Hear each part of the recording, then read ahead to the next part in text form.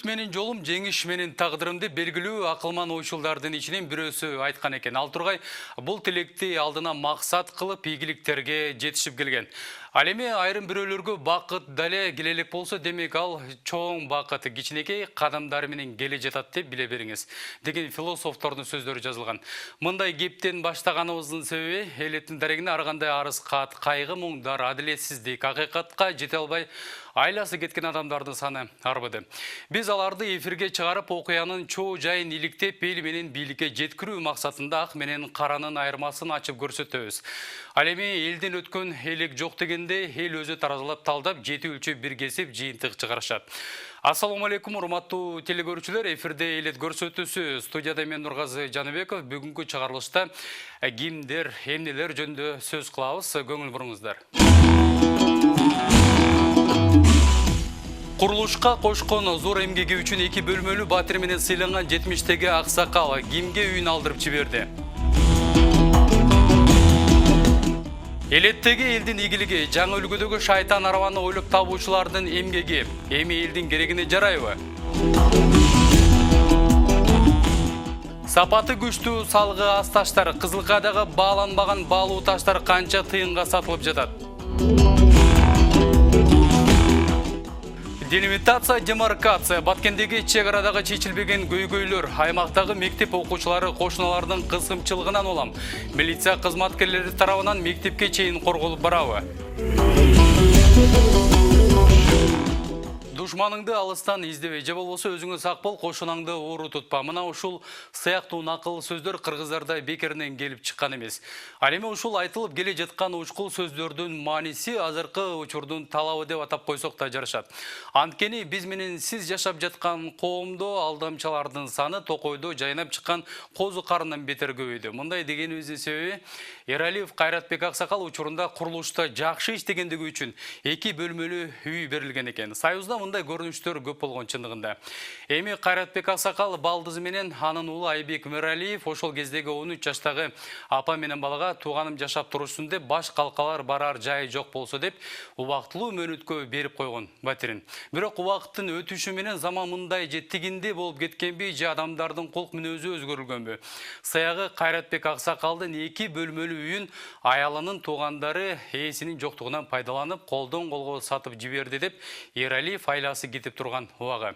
Кененирээк бул окуяны өзүм барып иликтеп келгем. Кезектеги материал ушул туурасында.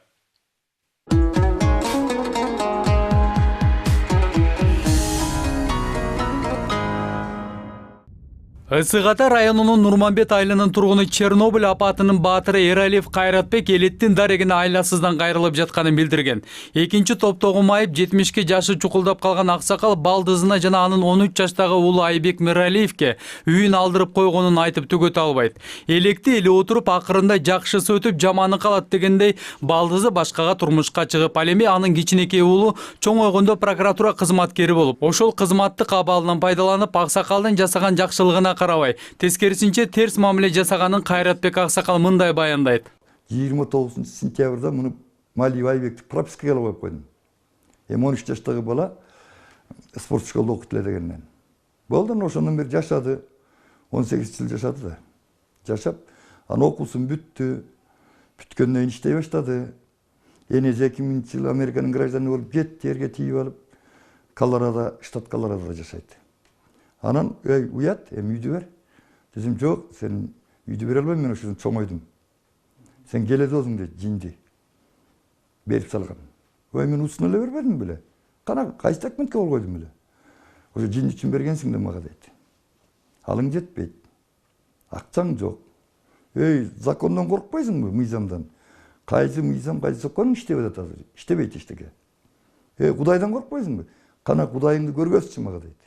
Эралиев Кайратбек 2 бөлмөлүү үйүн балдызынын баласына алдырып жибергенден бери Ысык Атанын Нурманбет айылында күн кечирип жатат. Бул үйүнө анда-санда келип кабар алып кетип турат. Ал эми убактысынын көпчүлүк бөлүгүн шаарда өткөрөт. Анткени алдырып жиберген үйүн кайтарып алуу максатында Малиев Айбек менен 7 жылдан бери соттошуп келет. 7 жыл болду. Ошондон бери келатам. Бул жаптырат.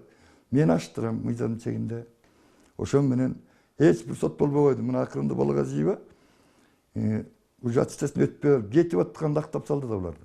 Куруучунун өрнөктүү өмүрүнүн жарымынан көбү курулуш тармагында өткөн. 30 жылдын аралыгында кандай гана курулуш иши болбосун, анын салымы зор. Жада калса Аламүдүн районундагы Лебединовка айылынын Зеленая көчөсүндө өзү жашап турган көп кабаттуу үйдүн астынан баштап башына чейин курулуш ишине активдүү катышкан. Мына ошондуктан 90-жылдын октябрь айында Чернобыль апатынын катышуучусу катарында өз жумушун 110% аткаргандыгы үчүн ага Аламүдүн муниципалкому тарабынан ордер менен 2 бөлмөлүү квартира берилген.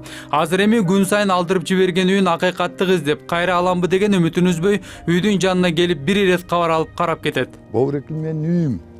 Муну мен 30 жылдан ашык мамлекетке жалаң куруучу болуп иштеп, мен иштебеген жумуш калган эмес. Кыргызстанда колум тийбеген жер калган жок.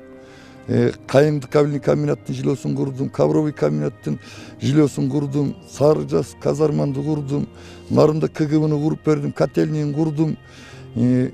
Быстроп илелими заводду курушканга катыштым. Ивановкада түрктөр менен коз заводду курушканга катыштым. Акырында 94-жылы Жалын микрорайонунун котлованын куруп атканда сайыс тарап кетти. Бери мен эмгегим көп. Муну самострой деп бөлүп берген. Ошон самостройдор абделкасын бүт өзүм уручной ташып, ушунун баарын ташып кийирип, бүт жасап бергем. Аксакалдын ишин адвокат иликтеп чыгып, бизге сунуш кылган документтерин карап окуп отуруп, мыйзам чындап эле күчүн жоготконбу же иштебей жатабы деген ойлор да келет экен дейт. А эгерде мыйзам иштесе, анда эмне үчүн жасалма документтерге нотариустун, ал тургай буга көңүл бурбаган соттун мындай жоруктарын акыйкатсыз деп, Эралиевдин жактоочусу төбө чачын тик турчу фактыларды көрсөтүп, судья Балагазиеванын чыгарган өкүмүн, судья өзү адвокаттык кызмат көрсөтүп жатат деген кагаз бетине түшүргөн сөздөрүн тастыктап берди. Эралиев Кайратбекке пустой кагаздарды коюп, карандаш менен акырын чийип туруп, анан ол жерге кол коюп, фамилияңызды жазыңыз дейт. Айры Кайратбек эмне үчүн жазам десе, эми ушул сиздин арызыңызды караш үчүн мен тияка арыз жазам, бияка арыз жазам сиздин атыңыздан, болбосо ишиңиз жата берет деп алдап, актай кагаздарга кол койдуруп алат.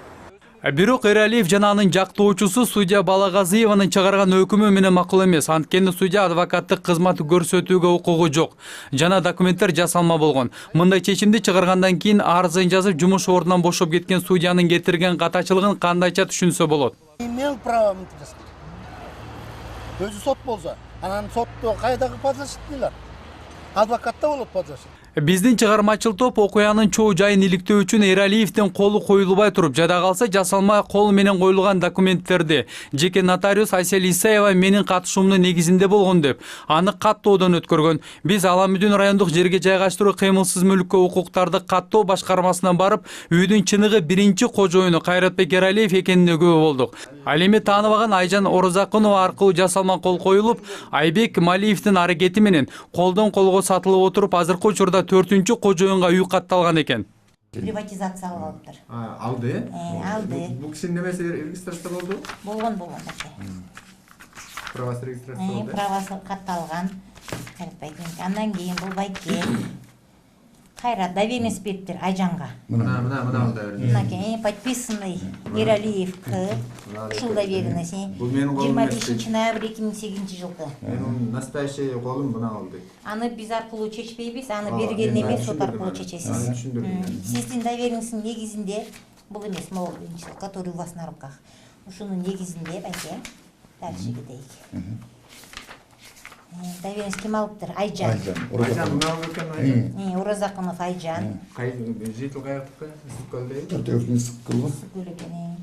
Учурда үй сот тарабынан арестке коюлуп, тигил же бул адамга сатылып кетүү мүмкүн эмес. Андыктан үйдүн чыныгы кожоюну ким? Орто жолдо кимдер жебеген тамагына акча төлөйт? Кимдер куру намыска күйөт? Кимдер күнөөлүү? Мунун баары Чүй облустук сотунун чечиминен кийин маалым болот. Балким Чүй облустук соту Балагазиеванын кетирген катачылыгына маани берип, акыйкат чечим чыгарып, эл үчүн эмгегин аябаган аксакалдын 30 жылдык мээнетин кайтарып берер деген үмүттү үзбөй туралы.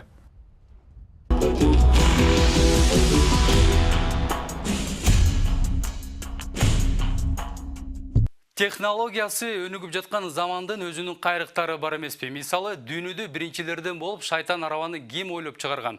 Бул суроого так жооп жок. Анткени алгач Батыш Европада, Англияда, анан Италияда велосипеддин жыгач формасын ойлоп табышкан. Саяга ар бир улуттун өзүнүн шайтан арабасы бар экен. Эми биздин элеттеги ойлоп табуучулар деле алардан анча мынча жери кем эмес. Анткени азыр сиздерге сунуш кыла турган шайтан араба суу ташыганга, ар бири жумуш бүтүргөнгө керектүү транспорттун түрү. Ансыз көр тирлик токтоп калчудай. Айылдагы эски темирлердин калдыктарын жыйнап, алардан кайра жаңы формадагы универсалдуу шайтан арабаларды ойлоп чыгарып, аларга өмүр тартуулап жаткан инсандар туурасында кеп болмокчу.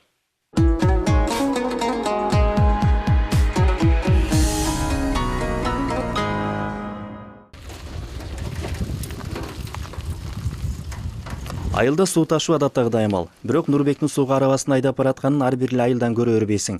Башка кошуналары суу ташууда кол жорут келсе, айлакер мунун оңой жолун таап алган.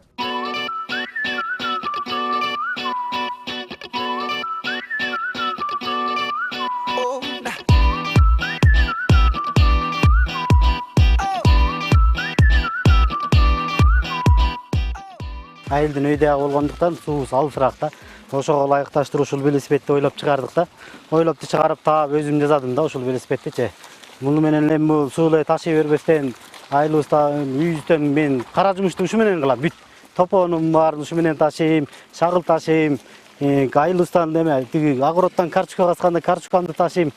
Анан жаан чачым болгондо балдарымды садикке алып барам, мектепке алып барам, ушу тачкага салып алыпчы. Үч дөңгөлөктүү арабанын үзүрүн бир гана анын ээси көрбөстөн, жакынкы кошуналарда базардан майда чүйдү алып келүүдө сурап колдонуп турушат. Ал эми арабанын жөн эле минип көрсөм деген адамдар андан көп. 21-кылым техниканын өнүккөн заманы дейбиз. Ал эми бул айтылган сөздөн айылдыктар артта эмес. Сөзүбүз карандай эмес экенин мына бул шайтан араба далилдеп турат. Албетте айылда оор жумуштар бар. Мисалы ошолордун бири суу ташуу. Кээ бирлери сууну кол менен, кол ара менен ташыса, ал эми бул шайтан араба менен ташыш бир кыйла оңой экен. Бул шайтан арабанын өзүнө келе турган болсок, бул кадимкинде унаа сыяктуу, каалаган багытта мындай кылып бурса да болот. Эми бул шайтан араба кантип жасалды деген суроо туулса керек. Ал эми элетиктердин жетишкендиктери бир гана бул шайтан арабада эмес, башка да ойлоп табылган техникалар бар экен.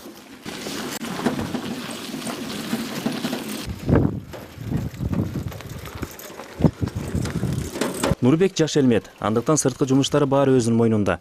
Бирок анын ойлоп тапкычтыгы үй иштерин бүтүрүүдө чоң өбөлгө. Ал эми бул арабасы анын оң колу. Бир караганда жөнөкөй эле темирлер, бирок алар айлакерлик менен бири-бирине жармаштырылып, бир күчкө айланып отурат. Ойлоп жүрдүм, бирок материалдарын чогултуп жүрдүм да.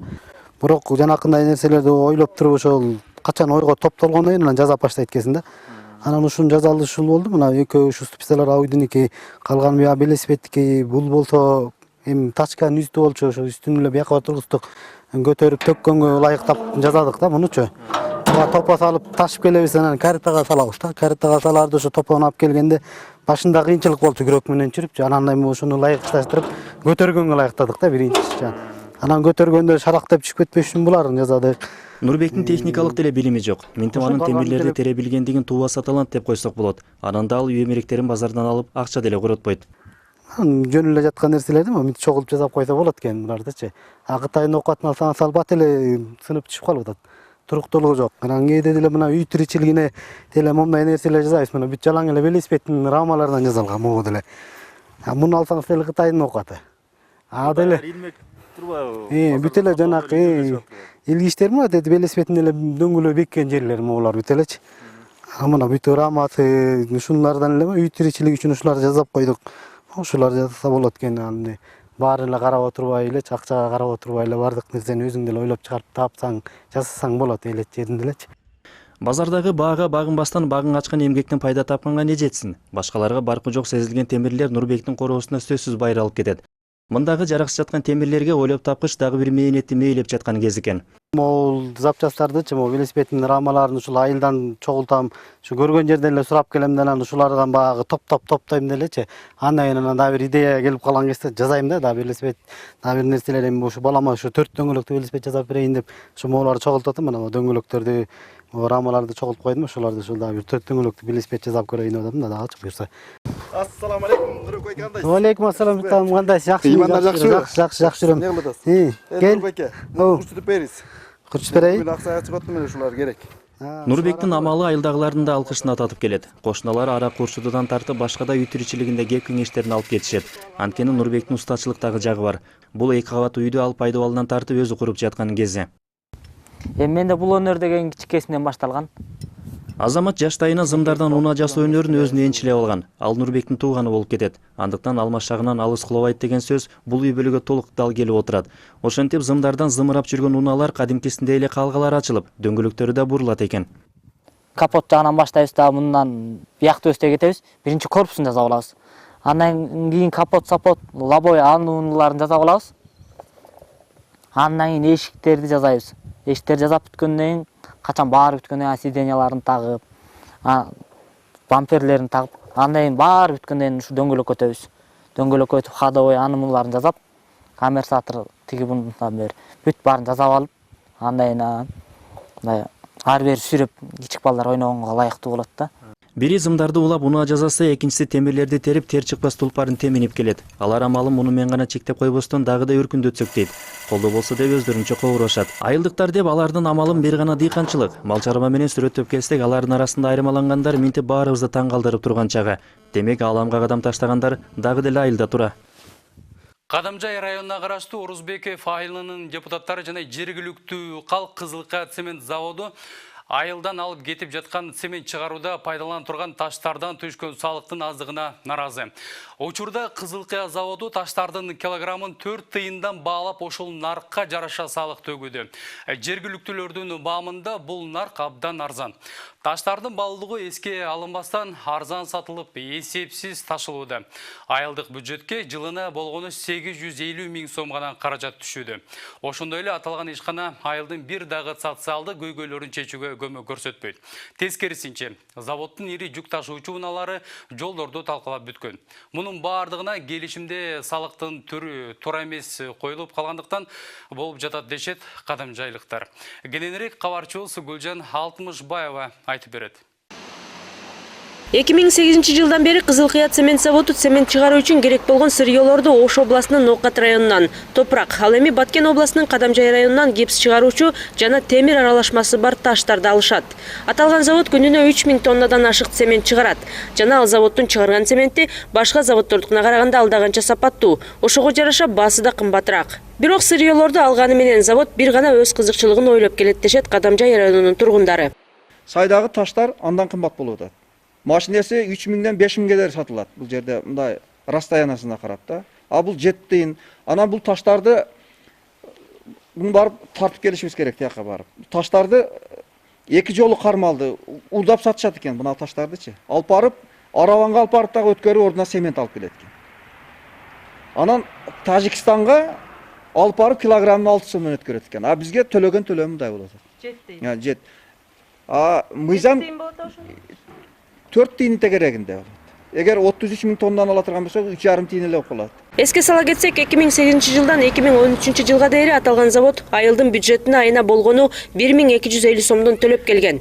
Бул акча ал заводдун күнүгө ташып кетип жаткан сырьёсунун 1% да түзбөйт. Кийинчерээк роялти салыгы киргизилип, азыр жылына болгону 860 миң сом төлөшөт. Ал эми экологиянын бузулуп жатканы, анын кайра калыбына келбери эске алынбай, завод бир гана өз кызыкчылыгын ойлогону жергиликтүү элди нааразы кылууда. Элге жакшы пайдасы болбой атат. Закондогу немелер боюнча кайсыл жерден чыккан кем болсо, ошол жердин элине бир шарт түзүлүп, же болбосо чыгып аткан кендин жок дегенде бир 2-3%-ини элдин турмуш тиричилигине неме кылып салым кошуп койгондо элдин нааразычылыгы мынчалык болбостур эле деп ойлойм. Орузбеков айылынын тургуну 65 жаштагы Жибек Надирова аталган завод ташып кетип жаткан Надиркен карьеринин үстү жагында жайлоого мал жайып чыгып, таштардын уурдалып, коңшу Өзбекстан тарапка кетип жатканына күбө болуп, тийиштүү органдарга кайрылган. Бирок ал кайрылганы менен акыйкаттыга жетмек түгүл, өзү үй камагына алынып, бир топ кордук көргөнүн айтат. Сотко беребиз, онтебиз, мынтебиз, жыйынтыгы жок. Ушул боюнча эле мен Бишкектерге да барып келдим. Biz murunku buna 4 жыл murun bolup kaldı. 15 maşinanı kolga düşürüp, şuntkemizden keyin Akos bizdi Bişkek'e çakırıp, rahmat aytıp, gramata berip, antikorrupsiyaga çıgarıp süylөгөнбүз. Бирок ошонун деле жыйынтыгы болгон жок. Сүйлөп эле калып атабыз, закон жакшы жолунда иштебей атат. Кызыл Кыят цемент заводуна Кыргыз өкмөтүнө караштуу геология жана минералдык ресурстар боюнча агенттиги тарабынан лицензия берилген. Лицензияда көрсөтүлгөн боюнча бул завод Надыркенден жылына 33 000 тоннага чейин сырьё алууга укугу бар. Бирок аталган завод жылына 15 000 тонна гана алып жатабыз деген шылтоо менен салыкты аз төлөшөт.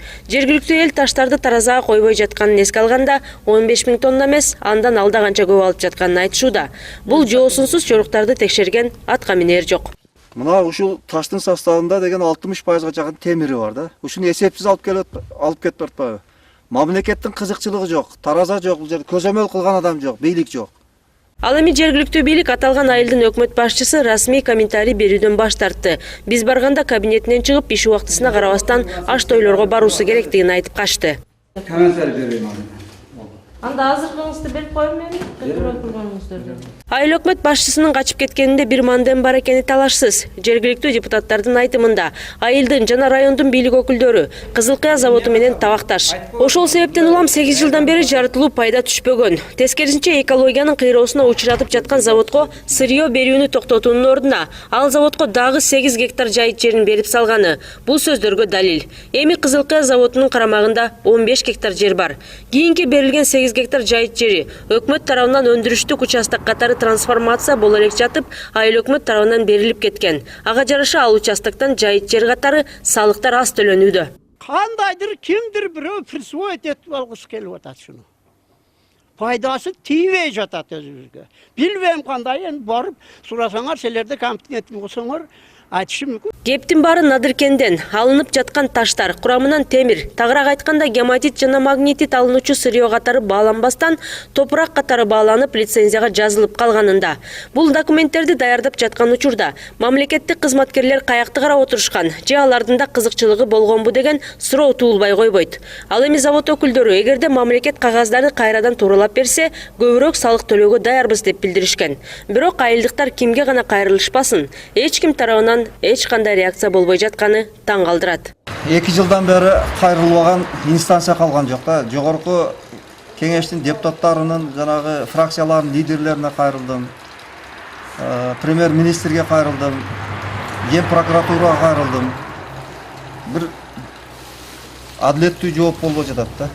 Ал арада лицензиясынын бетине кармамыш болуп Кызыл Кыя заводу, таштарды каалаганча казып алып Өзбекстандын Кубасай цемент заводу жана Араван цемент заводуна сатып жатканы эл арасында айтылып жүрөт.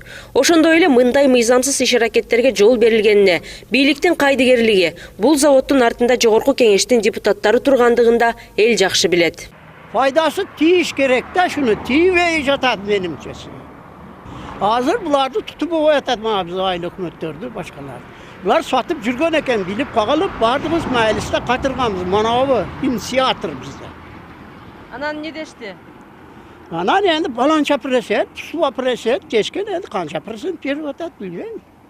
Илгери президентсиз эле 10 жыл пайдаланып жүрүшөбүз. Койкута оттак кажил. Ал эми башкы прокуратура иштин көлөмү чоң экендигин жана бул ишти кыска мөөнөттө карап чыгууга мүмкүн эмес деген гана жообун айтып тим болушкан. Ал арада Кызыл Кыя заводу өзүн өзү билип, өтүгүн төрүнө илип таштарды каалаганча казып алып кетип, каалаганча өздөрү пайдаланып калганын сатып, кыргыз жерин тебелеп тепсеп, айылдын бир дагы социалдык көйгөйүн чечүүгө көмөк көрсөтпөстөн, тескерисинче жолдордун таш талканын чыгарып иштеп жатышат. Бул маселеге балким жаңы чакырымдагы жогорку кеңештин депутаттары же Кыргызстандын кен байлыктары үчүн чындап жан күйдүргөн атка минер келип чекит коёр деген үмүт чоң. Гүлжан Алтмышбаева, Бекжан Токтосунов, НТС, Баткен областы атайын элет көрсөтүүсү үчүн. Кыргызстан эгемендүүлүккө жетишкенден бери арадан бир кыйла убакыт өтүптүр. Бул аралыкта эни тилибизди, армиябызды, желегибизди желбиретип, чек арабызды бекемдеп алдык. Бирок айрым кошуналар менен чек аралаш аймактарда делимитация, демаркация маселеси дагы эле чечилбей келе жатат.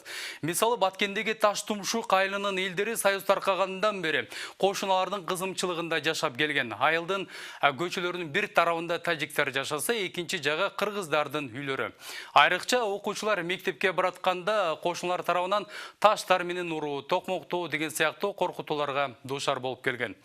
Эми жанагы Франция Францияда болгон теракттан кийин бардык мамлекеттер чек арадагы коопсуздукка саяга каттуу көңүл бура баштады. Айтор алардын катарында кем калбай Кыргызстандын күч түзүмдөрү да чек ара маселесине татаал болгон Баткен облусунда коопсуздукка дыкат көңүл буруп, жергиликтүү милиция кызматкерлери чек арадагы окуучулардын үйдөн мектепке, мектептен үйгө коштоп барууда. Кененирээк кийинки материалдан.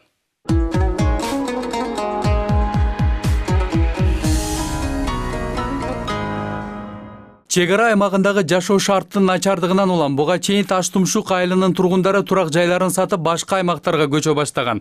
Ошонун кесепетинен өкмөт бул айылга социалдык тейлөө мекемелерин жана мектеп куруп, тажик жарандарына сатылган үйлөрдү кайтарып алып, анын ордуна милиция бөлүмчөсүн ачкан. Бүгүн мындагы милиция кызматкерлери жергиликтүү эл менен тыгыз байланышта иштеп жатканын байкаса болот. Тажиктар менен эме болот эле да, майда чүйдө чыр жатактар күндө эле чыгып турат эле. Bir gün taş menen urup, bir gün tutup alıp, баягы немелерде аңдып турат да тажиктарчы. Анан азыр мына неме Таштумшук милициялары эме калгандан бери, көзөмөлдөгөндөн бери жакшы окуучулар бардыгы сабакка толугу менен катышып атат да.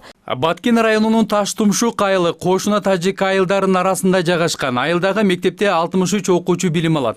Мектепке тажик айылдарын аралап жакынкы 3дөбө айылынан да балдар келип окушат. Кошуналардын айылын аралап өтүү үчүн да өспүрүмдөргө сабырдуулук менен эрдик керек. Бирок ага карабастан кошуналардын окуучулары арасында кысымчылык ар күн сайын болуп келген. Биз жолдо келе жатканда таштар 5-6 болуп тоскон бизди. Кенен жөндөп турсак бизди урган тутуп алып. Ошол качканбыз анан. Азыр урбайт, азыр милициялар апарып алып келет. Bir айылдагы bir көчөнүн оң жана сол жагы деген түшүнүк орун алган. Оң жагында кыргыз окуучулары, сол жагы тажик улутундагы балдар. Бул айылдагы окуучулар арасындагы мушташтар улам-улам болуп, акырында ал жергиликтүү эки элдин ортосундагы арадашууга чейин жетип, чек арадагы чыр-чатактардын саны өскөн. Мындан улам айылдагы милиция кызматкерлери жаңжалды алдын алуу үчүн окуучуларды үйдөн мектепке, мектептен үйгө коштоп барууну колго алган. Ошол патрулдарды уюштургандан бери бүгүнкү күнү ошондой нерсебиз токтоду. Бүгүнкү эч кандай бир жанжал жок. Балдар күндө ошо черезден ошол өзлөрүнүн немесине алып, ошо окуучуларды ары бери өткөрүшүп коюшат. Алардын кызматкерлери өздөрүнүн ошондой кылып тартипке алып, биздикилер менен бирге ошол жерде иштеп алып барышып ататтар. Бүгүнкү күнү жакшы натыйжаны берип атат. Ал боюнча Сыягы делимитация, демаркация маселеси чечилмейинче Баткен облусунун чек аралаш аймактарындагы элдердин көйгөйү чечилбейт. Таштумшук айылында кошуна тажик айылдарга салыштырмалуу адам аз жашагандыктан, тажик жарандары айрым учурда бул айылдагы мектеп окуучулары эмес, аксакалдарга да корс мамиле кылып, силер кеткиле бул жерден деп айткан учурлар да болгон экен. Чечилет, сен кеткиле, биз бетти биз жашайбыз. Өз немеңерге кеткиле дейт. Биз чүйдө жашайбыз, как кетебиз? Kimler aytat ketkile? Tazikler da. Bul yer taciklerin yeri deybi. Bu şaşatta şurada var. Yaşlar ne deysin bana? Только жаштардын арасында же чоңдор сиздердин? Yok yaşta ya maladoy ortasında maladoylar bari. Yaşlar какой bu söyleşme madari var. Бул аймакта чек аранын такталбагандан улам айылдагы мал урурлуктун саны күн санап өсүүдө. Кыргыз айылдагы тургундардын малдары тажик тарапта жоголуп кеткендиктен, аны табуу жергиликтүү элге эмес, милиция кызматкерлерине да бир топ түйшүктөрдү жаратып жатыптыр. Мал урурлук основной мал урурлук себеби граница такталбагандыктан мал уурдап Тажикстанга кирип кеткенде биз уже Тажикстандын башка мамлекет болгондуктан кирип текшерип эме калбайбыз, ошондон кээ бир кылмыштар ачылбай калып калды. Таштумшук айылындагы эл кошуна тажик айылдагы элдин кызымчылыгына карабастан туулуп өскөн жеринен кетпей жашап жатканы өзүнчө патриоттук кадам десе болот. Анткени алар чек арадагы чеп болуп турган эл. Кыргыздын жерин, өз үйлөрүн кошуналарга алдырып койбостон аны бекем кармап турушат. Бирок облус башына жетекчи болуп дайындалып, канчасы келип, канчасы кетсе да, ушул мезгилге чейин алардын бирөөсүнүн да чек арадагы көйгөйдү чечүүгө тиши өтпөй келет. Аткаминерлердин аймактагы көйгөйдү чечүүгө алы жетпегени менен элдин күчү азырынча бекемирээк.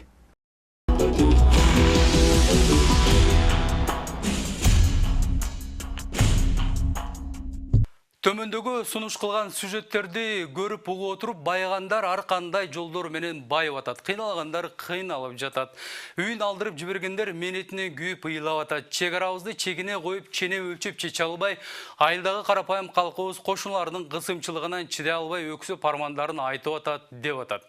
Бирок саяга атка минерлер элдин көйгөйүнө анча эле маани бербей жатышат.